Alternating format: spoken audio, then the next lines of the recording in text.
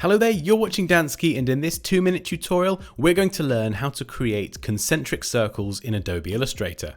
So to start with, I've created a new artboard 1000 pixels wide and 1000 pixels high, and I'm going to go over to the line segment tool on the left click and hold, and go down to the polar grid tool. Now we can left click and drag holding shift to create something that looks a little bit like a radar, and our concentric circles are these rings that you can see here.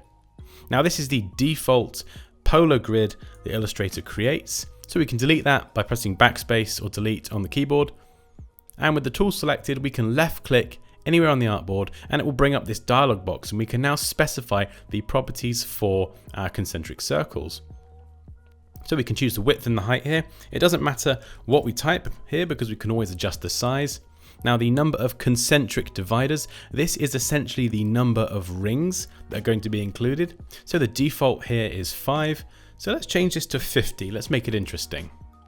Now the skew, if we drag this skew towards out, so dragging this to the right, out of these 50 concentric dividers, it will put more of them on the outer edge. If we drag this to the left, it will skew it so more of these dividers are bunched up on the inside.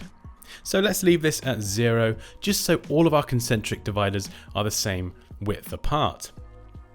And the radial dividers are the dividers that come out from the center. So we could set this to 50 as well, or we could set this to 0, so we just literally have the concentric circles. And again, you can skew this as well, and click OK. And you'll see that it creates our concentric circles. And we can zoom in and see what it looks like. And if you're not happy with this, you can always just delete this, go back and do the same thing again. Left click on the artboard, adjust the settings and create your concentric circles.